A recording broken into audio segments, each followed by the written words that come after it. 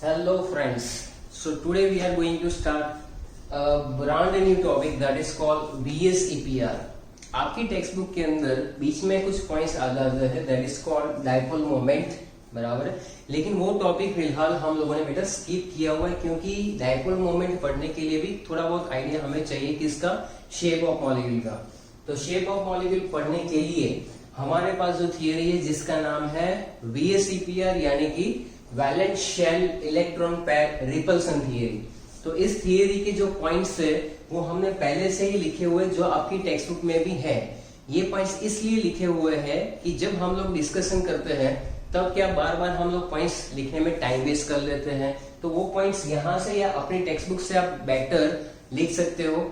लेकिन यहाँ पर जो डिस्कशन है उसके अंदर आपका फोकसिंग रहे तो मेक श्योर कि या तो आप ये सारे पॉइंट्स जो है वो पहले से एक बार लिख लिए और उसके बाद वीडियो स्टार्ट कर दे, या तो लास्ट में आप करें तो भी आपको वीडियो जो है उसका एक्सप्लेनेशन जो है वो बहुत ही अच्छे से आपको समझ में आएगा।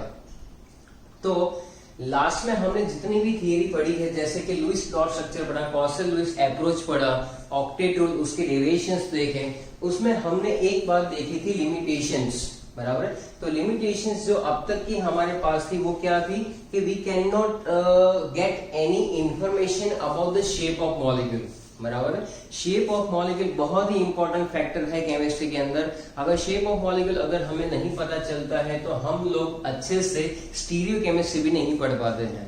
तो it is a relevant topic of 12th but it is very important VSEPR theory. तो बने रहिए मेरे साथ। आइए शुरू करते हैं VSEPR थियरी। ओके, तो VSEPR थियरी जो है that is called, full form है उसका valent shell electron pair repulsion theory. नाम में ही सारे पॉइंट्स आ जाते हैं, बराबर है। सबसे पहली बात वैलेंट शेल, किस चीज का वैलेंट शेल आपको देखना है तो जनरली सेंट्रल एटम जो होता है उसका आपको वैलेंट शेल चेक करना है, उसके अंदर इलेक्ट्रॉन पेयर कितने हैं वो चेक करना है और उसमें हमें मालूम है कि इलेक्ट्रॉन का चार्ज जो है बेटा वो नेगेटिव होगा, इसलिए इलेक्ट्रॉन इलेक्ट्रॉन के अंदर रिपल्सन होगा।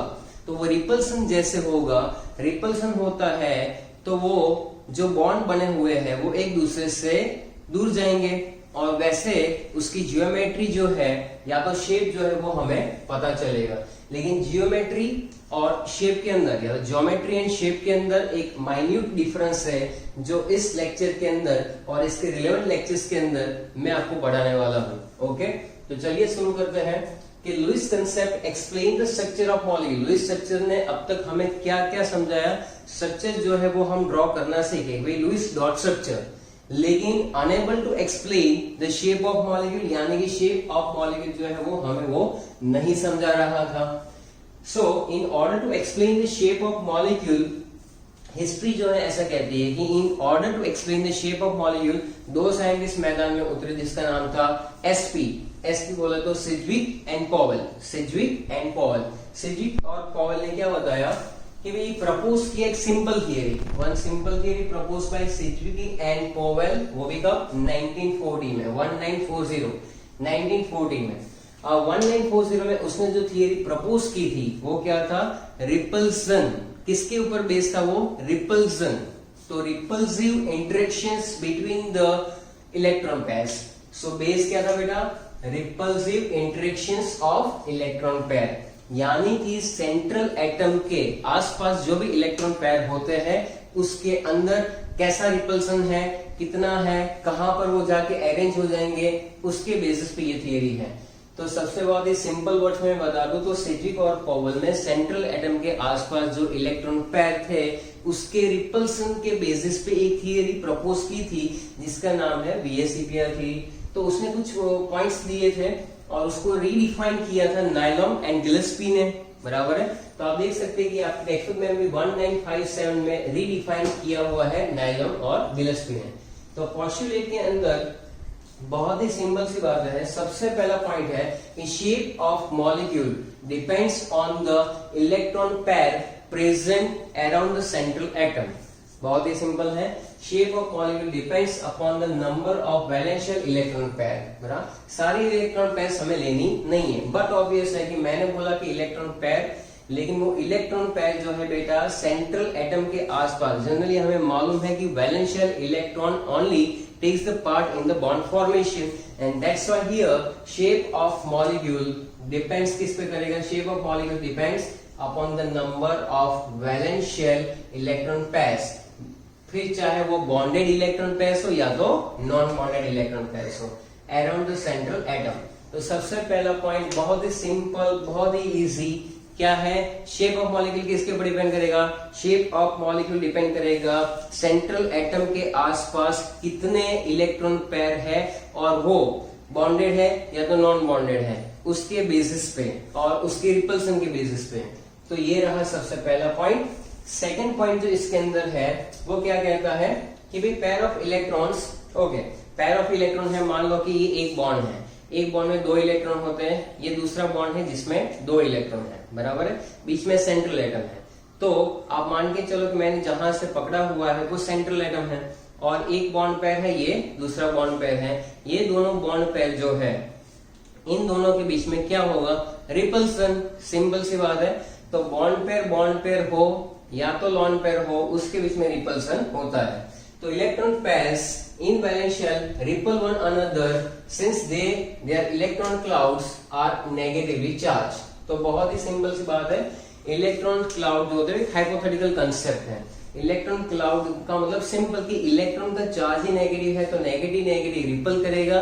That's why they are written in the postulate कि pairs of electron in the valence shell repel one another since their electron clouds are negatively charge, बराबर। तो पहला पॉइंट क्या था, शेप ऑफ मॉलिक्यूल जो है based on which shape of molecule depends on the electron pair present around the central atom, और वो भी कौन सी electron pair, valence shell electron pair, valence shell electron pair, और वो भी कौन सी, bonded as well as non bonded. Second point, as we know that electron have a negative charge, so negatively charged electron cloud they repel each other, बराबर है। Third point कि वो जो इलेक्ट्रॉन क्लाउड होते हैं या तो बॉन्डेड पेयर ऑफ इलेक्ट्रॉन होते हैं, they are arrange in the space, वो स्पेस में हमें उसकी अरेंजमेंट विजुलाइज करनी है।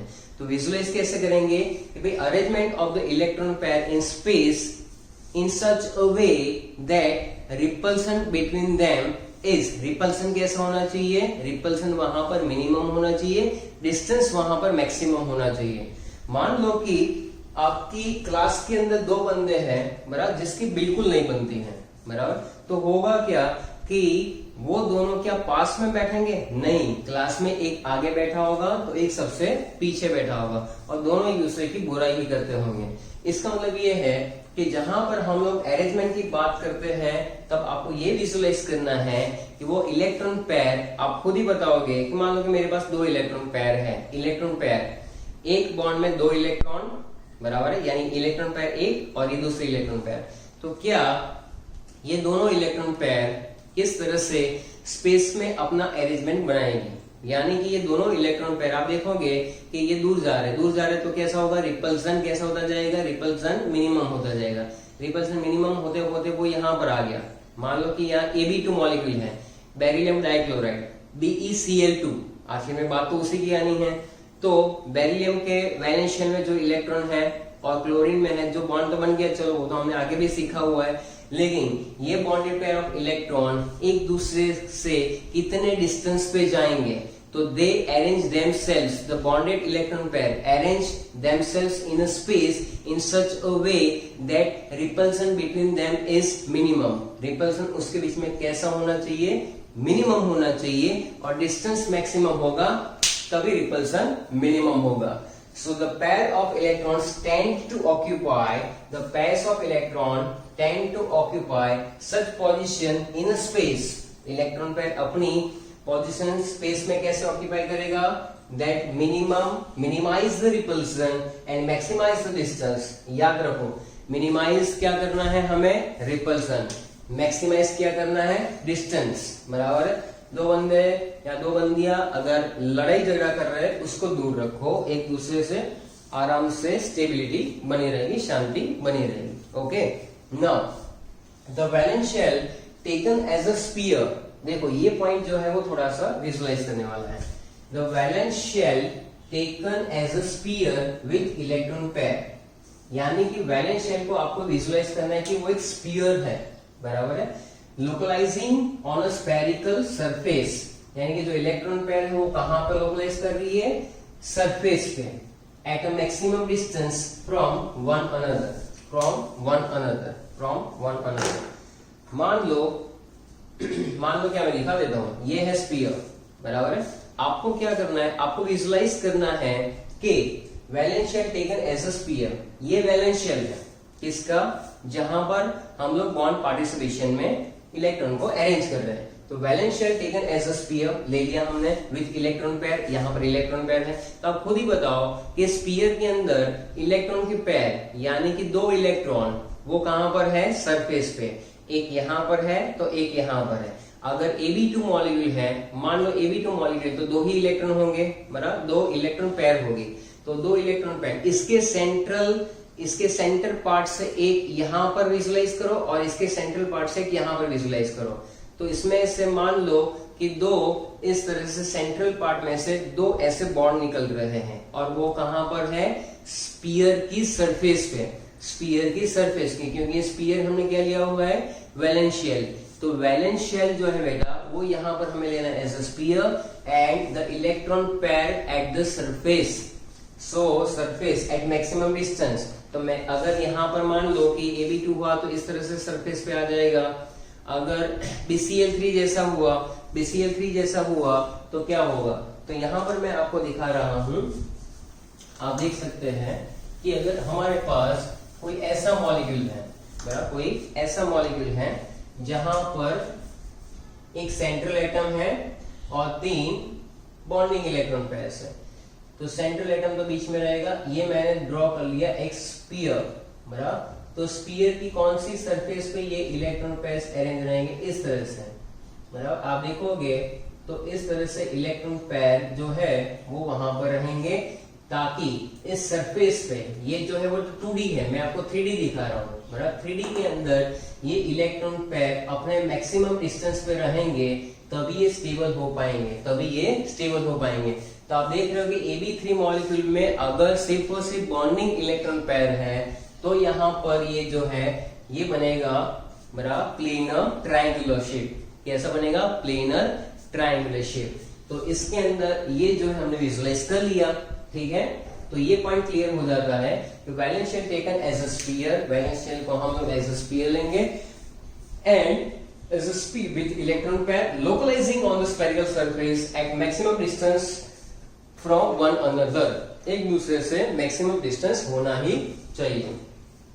और अगर मान लो कि यहाँ पर इसकी सरफेस पे से गोल घूमते इलेक्ट्रॉन पेयर जो है कहां पर जाएगी, तो एक इधर जाएगी, बराबर। इस तरह से Ab2 में था, बराबर, Ab3 में ये दिखाया, Ab4 में भी दिखा सकता हूँ, Ab4 के अंदर, Ab5 के अंदर, सब में हम लोग दिखा सकते हैं, लेकिन वो आगे टेबल में हम लोग डिस्कस करने वाले हैं शेप, तो वो बाद में देखते हैं। नेक्स्ट पॉइंट है multiple bond treat as a single electron pair. 2 electron pair हो, 3 इलेक्ट्रॉन पेयर हो, चाहे एक इलेक्ट्रॉन पेयर हो, उसको आपको as a one single pair of electron ही ट्रीट करना है, तो ही आप उसका शेप डिसाइड कर पाओगे, बराबर।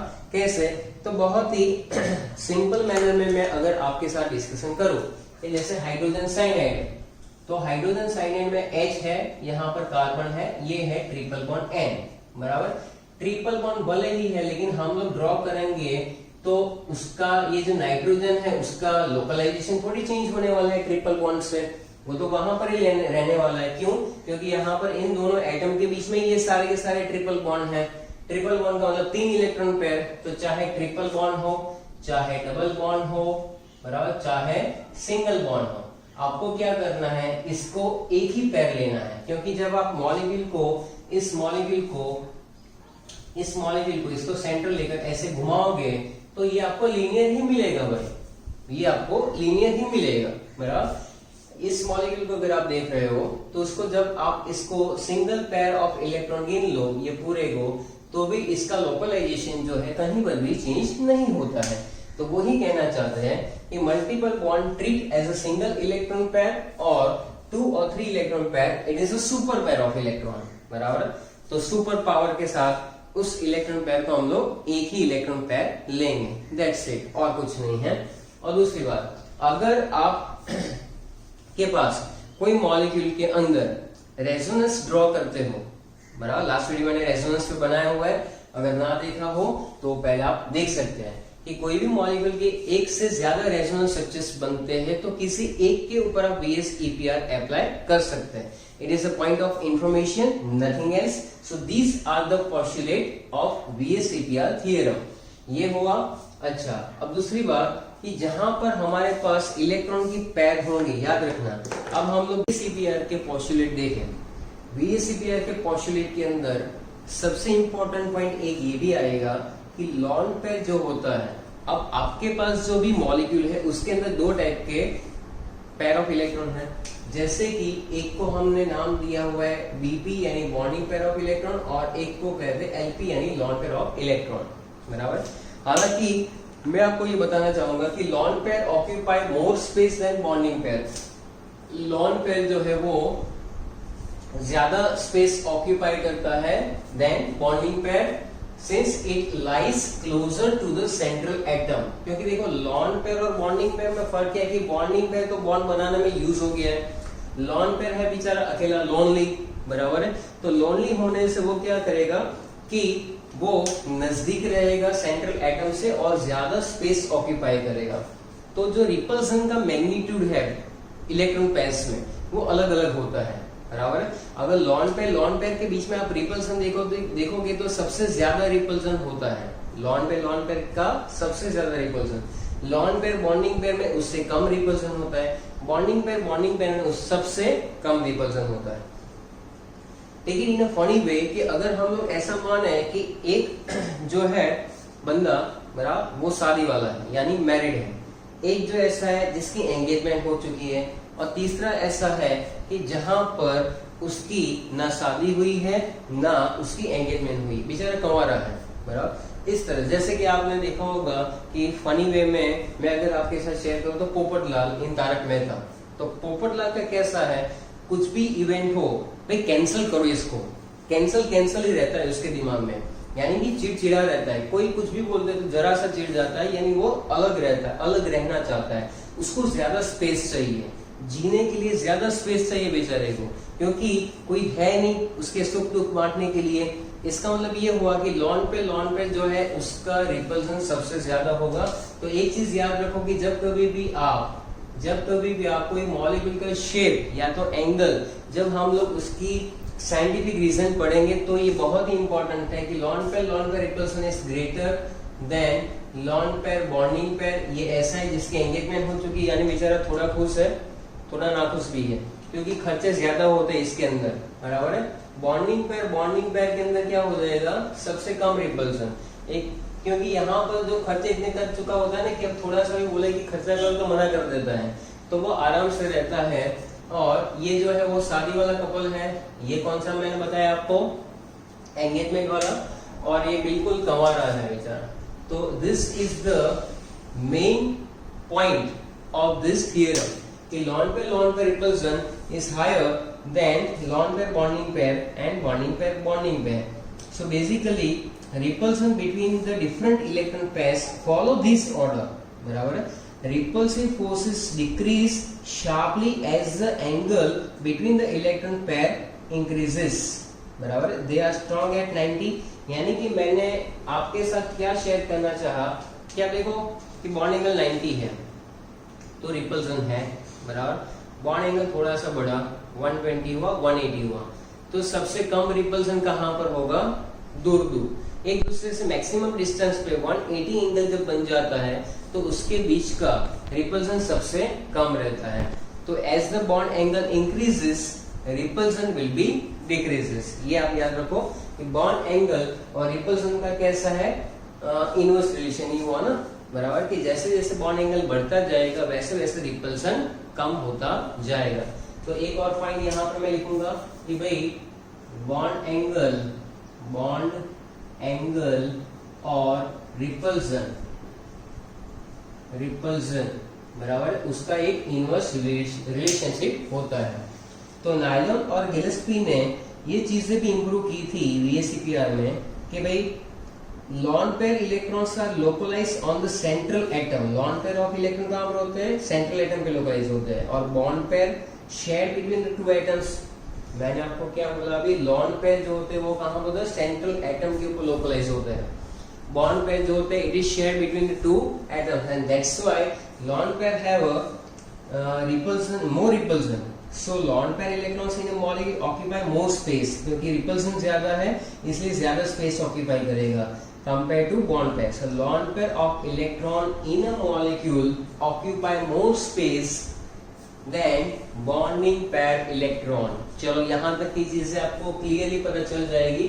अभी आगे हम लोग जो टेबल आपके टेक्स्ट बुक में है वो भी देखेंगे। So there is a greater repulsion between the lone pair of electron as compared to the lone pair bond pair and bond pair bond pair. So here we have कि यहाँ पर lone pair के बीच में सबसे ज्यादा repulsion, यहाँ पर कम और यहाँ पर कम होता जाएगा। As we move from LP then LPBP then PPBP, so bonding pair में रिपल्सन जो है वो सबसे कम होगा। So this effect of this repulsions are deviation from the idealised shape and alternate in bond angle. यानी कि ये जो तुम आइडियल में हम लोग लिखेंगे कि भाई Ab2 मॉलिक्यूल है तो ऐसा होना चाहिए, या तो पानी का मॉलिक्यूल या तो एमोनिया का मॉलिक्यूल, तो उसमें बॉन्ड एंगल इतना होना चाहिए था, लेकिन क्यों ऐसा मिला? तो वहां पर ये थियरी बहुत ही काम आने वाली है साइंटिफिक एक्सप्लेनेशन के अंदर। अब हम लोग क्या करेंगे कि जो आपकी टेक्स्ट बुक में टेबल गिवन है ऑलरेडी, उसको हम लोग यहाँ पर डिस्कस करेंगे। तो जनरली यहाँ पर जो शेप ऑफ मॉलिक्यूल है, geometry of molecule depends upon the total number of electron pair, lone pair and bonding pair.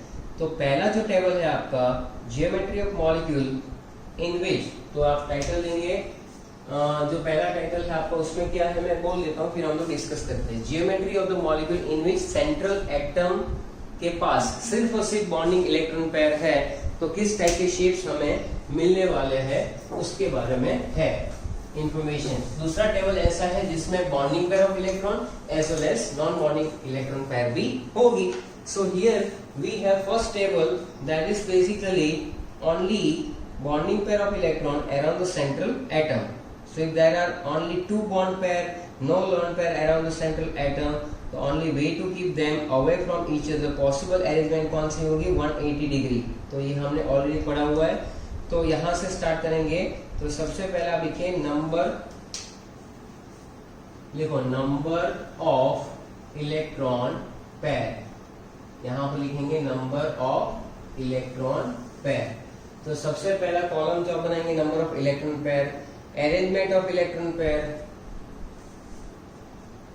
Arrangement of electron pair बराबर। नेक्स्ट जो है बेटा वह है geometry of molecule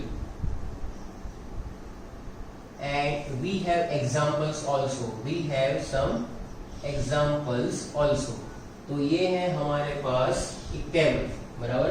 number of electron pair कौन सी है? Arrangement of electron pair, then we have molecular geometry and examples. Okay, तो सबसे पहले मैं आपके साथ डिस्कशन चाहूंगा कि कैसे होता है।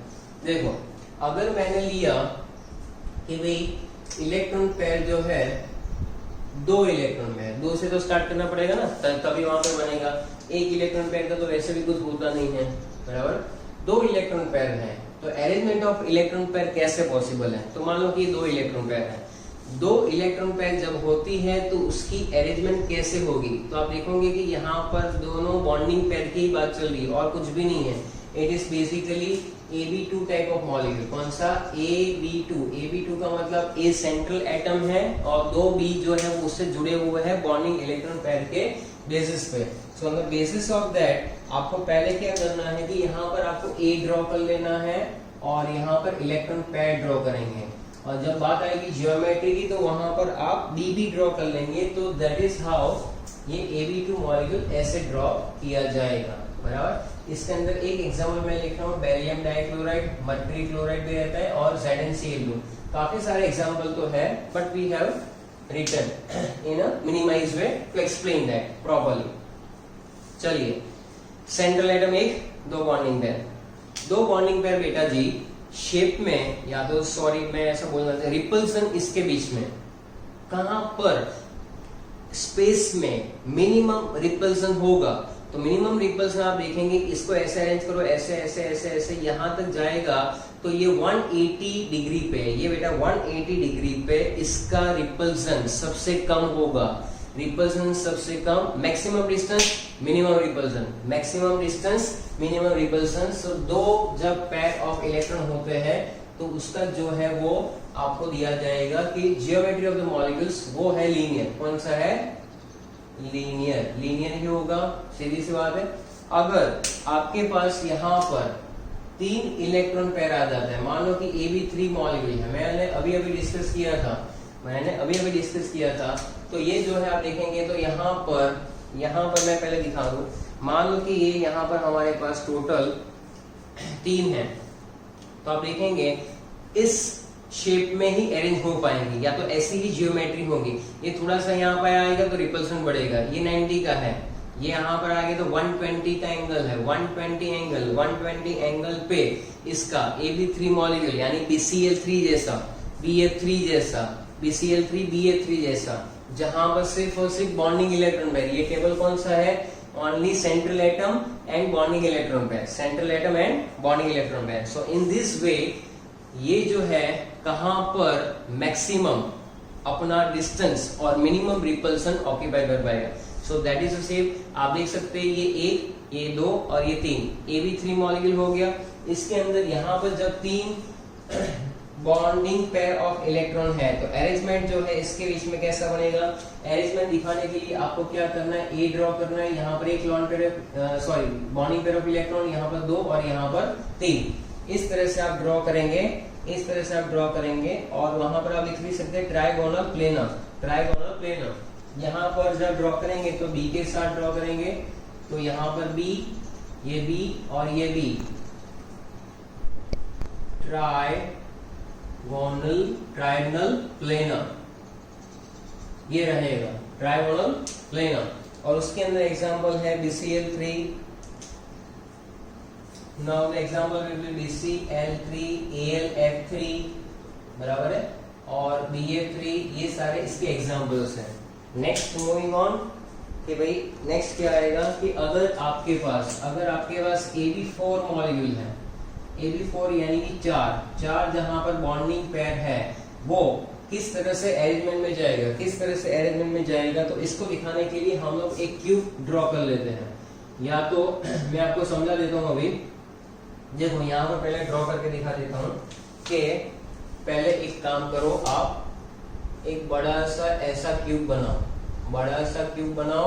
तो जियोमेट्री पता चले। ये है कार्बन, मीथेन की बात है, मीथेन यहाँ पर है एक हाइड्रोजन, ये आया, ये दूसरा हाइड्रोजन, सेकंड हाइड्रोजन, तो उसके नीचे वाले को नहीं लेना, ये वाला हाइड्रोजन, ये वाला कॉर्नर और एक ये वाला कॉर्नर। तो इस तरह से जब आप इसको विजुलाइज करोगे तो ये कौन सा है? That is tetrahedral. कौन सा है? टेट्राहेड्रल। ओके, टेट्राहेड्रल शेप जो है वो कुछ ऐसे बनेगा बेटा, 1 2 3 and 4 आप देख सकते हैं। So in this way it will be arranged। देखो आप इस तरह का शेप बनेगा, यानी कि अगर आप रूम में बैठे हो, जहां पर पढ़ने के लिए बैठे हो, वहां कॉर्नर में एक एटम है, एक बॉन्ड इस कॉर्नर में जा रहा है, इस वाले कॉर्नर में, उसके सामने वाले कॉर्नर में दूसरा बॉन्ड है, यानी 2 ऐसे हैं, 2 ऐसे, 1 और 2, उसके नीचे वाले कॉर्नर पे नहीं, उसके ऑपोजिट कॉर्नर पे। आप देखो जरा ध्यान से, ये 2 कॉर्नर और नीचे वाले, अगर आप ये 2 कॉर्नर ले रहे हो, एक ये कॉर्नर मैं बता रहा हूँ, देखो जरा ध्यान से, एक ये वाला कॉर्नर आपको विजुलाइज करना है, एक वो वाला कॉर्नर विजुलाइज करना है। तो 2 कॉर्नर वैसे हो गए, उसके नीचे वाले कॉर्नर में बॉन्ड नहीं है, एक बॉन्ड यहाँ पर है इस वाले कॉर्नर में, ये वाला कॉर्नर होगा एक सामने, तो 2 ऐसे हैं ऊपर, तो 2 नीचे। इस तरह से ये जो बनेगा उसको कहेंगे टेट्राहेड्रल। क्या कहेंगे? टेट्राहेड्रल। आप देख सकते हैं इसके बीच में बॉन्ड एंगल रहेगा 109 degree 28 minute, 109 degree 28 minute. So this is the, आप ध्यान से देखिए, सर्च कीजिए टेट्राहेड्रल शेप, आपको तुरंत मिलेगा। मैंने यहाँ पर वही दिखाया हुआ है, एक यहाँ पर सेकंड, फिर थर्ड एंड फोर्थ। सो ये शेप जो देखो आपको बिल्कुल वैसा ही दिखेगा। तो नीचे एक ट्रायंगल जैसा बेस बनेगा, ऊपर ये। So that is basically shape of molecule as well as arrangement. तो यहाँ पर हम लोग ड्रॉ करेंगे, चलो ब्लैक से कर लेते हैं। तो यहाँ पर आएगा ए, सॉरी ये यहाँ पर आएगा ऐसे, ऐसे और ऐसे, बराबर। और यहाँ पर भी जब मैं ड्रॉ करूंगा तो ए के बाद यहाँ पर बी, ये बी और यहाँ पर भी। इसको ऐसे ट्रायंगल बना लो और ऊपर से ऐसे इसको अरेंज करो dotted line. So that is basically tetrahedral shape. इसमें आएगा CH4, एक वेल नोन एग्जांपल है हमारे पास CH4। एग्जांपल्स तो बहुत सारे हो सकते हैं, आपकी टेक्स्ट बुक में होगा CH4 CCl4 NH4 plus CH4 CCl4 NH4 plus, बराबर। ये रहे आपके एग्जांपल। चलो ठीक है, नेक्स्ट है AB5 molecule. AB5 molecule, AB5 molecule के अंदर 5 बॉन्ड बनाने हैं। कैसे बनेंगे तो आप देखो, AB5 में पहले तो एक ट्रायंगल बनो, जैसे अभी बनाया था ना ऐसा BCl3 में। चलो ध्यान से देखो, तो 120 एंगल पे ये तीनों अरेंज हो जाएंगे। 120 एंगल पे AB5 120। इसको सीधा करो, इसको सीधा करो, इसके ऊपर एक और इसके नीचे ऐसे। ऐसे जो शेप बनेगा, ऐसे जो शेप बनेगा उसको हम लोग क्या कहते हैं, ट्रायगोनल बाइपिरामिडल। ट्रायगोनल बाइपिरामिडल, बराबर। यहाँ से एक लाइन इधर की जो 1 2 3 और नीचे का जो बॉटम लेवल है वहां से भी लाइन खींचोगे, विजुलाइज करोगे, टेक्स्ट बुक में देखोगे, then you can visualize that is the shape which is called trigonal bipyramidal. PCl5 is the example. PCl5 is the example. तो यहाँ पर जब ड्रॉ करने की बात आएगी तो ये 1 2 3, एक ऊपर और एक नीचे, इस तरह से आएगा। और बॉन्डिंग पेयर के साथ जब आप ड्रॉ कर लोगे इसको, ये अरेंजमेंट है, शेप भी वैसा ही मिलेगा। जब कोई लोन पेयर नहीं होता तो ज्योमेट्री और शेप में कोई वेरिएशन नहीं होता। Geometry is equal to shape, geometry is equal to shape. तो ये एक बी, बी यहाँ पर बी, ये बी और ये बी, इसको मैं ज्वाइंट कर रहा हूं यहाँ पर, इस तरह से ये बनेगा। मेरा एग्जाम्पल है आपका PCl5, एग्जाम्पल है आपका PCl5। आपको SF6 लिखिएगा कि नहीं नीचे, आई विल चेक। SF6, चलो वो एकोमोडेट हो जाएगा, चेक कर लेते हैं। Now we have last AB6 molecule. यहाँ पर 5 बॉन्डिंग पेयर ऑफ इलेक्ट्रॉन की, यहाँ पर 6 आएगी, 6 आर देयर। 6 में क्या होगा, 6 में क्या होगा, 6 में क्या होगा, तो 6 में आपको ऐसे विजुलाइज करना है। मान लो कि ये आपका एक स्क्वायर है, यहाँ पर बॉन्ड है, यहाँ पर बॉन्ड है, एक इधर, एक ये 2, ये 3 और ये 4। इस सेंटर से यहाँ पर बॉन्ड बन रहे 1 2 3 और ये 4 बॉन्ड ऐसे होंगे। एक ऊपर होगा ऐसे, एक ऊपर होगा और एक इसके नीचे होगा, इस तरह से। इस तरह से जो बॉन्ड बनेगा इसको हम लोग कहेंगे क्या, ऑक्टाहेड्रल। ऑक्टाहेड्रल, आइए मैं और एक तरह से दिखा देता हूँ आपको। ये ऑक्टाहेड्रल बनेगा आपका, this one is the octahedral.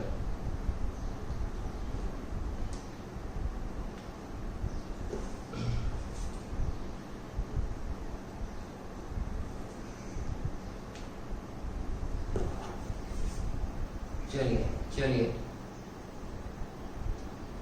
थोड़ा सा आपको विजुअलाइज तो करना पड़ेगा।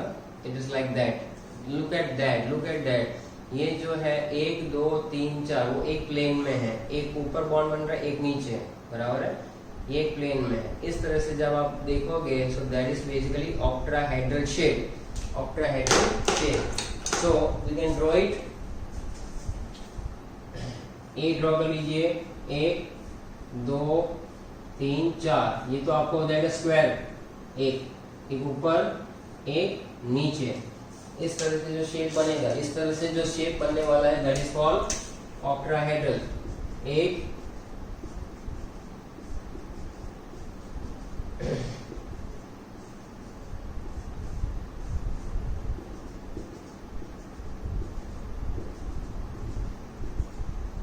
बस इस तरह से बन जाएगा। और एग्जाम्पल है आपका SF6, एग्जाम्पल है आपका SF6। तो ये टेबल जो है वो आपकी टेक्स्ट बुक में भी गिवन है और हमने यहाँ पर डिस्कस कर लिया पूरा। अच्छे से वीडियो पूरा वापस देख लीजिए। आज के आज VS EPR आपका कंप्लीट हो जाना चाहिए, बराबर। इसके बाद हम लोग ऐसे मॉलिक्यूल्स की भी स्टडी करेंगे जिसमें